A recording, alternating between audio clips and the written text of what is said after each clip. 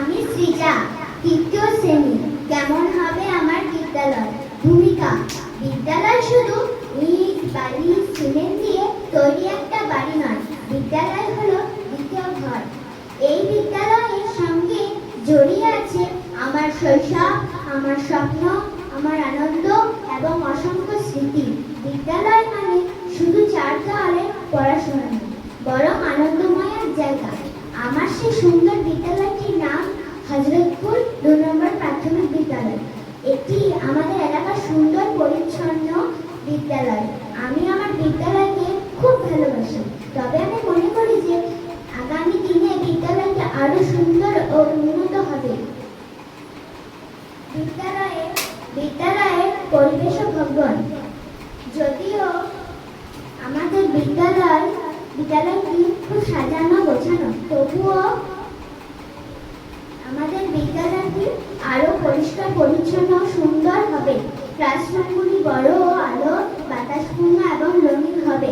এখন আমাদের বিদ্যালয়ে একটি স্মার্ট ক্লাসরুম আছে, কিন্তু আগামী দিনে প্রতি ক্লাসরুমই স্মার্ট ক্লাসরুম হবে, তাহলে আরো ভালো হবে।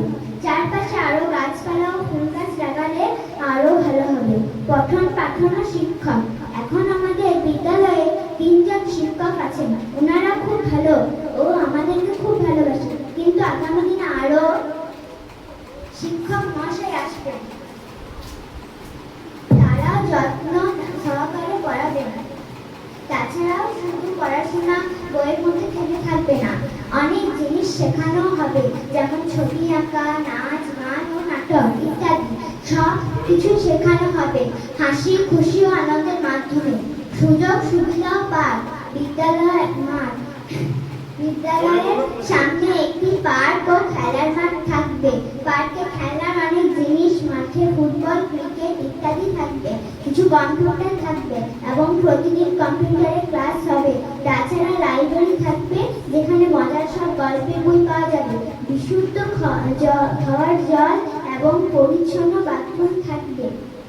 উপসংহার: বিদ্যালয় হবে আনন্দের জায়গা, যেখানে ভয় নয়, ভালোবেসে পড়তে ইচ্ছে করবে।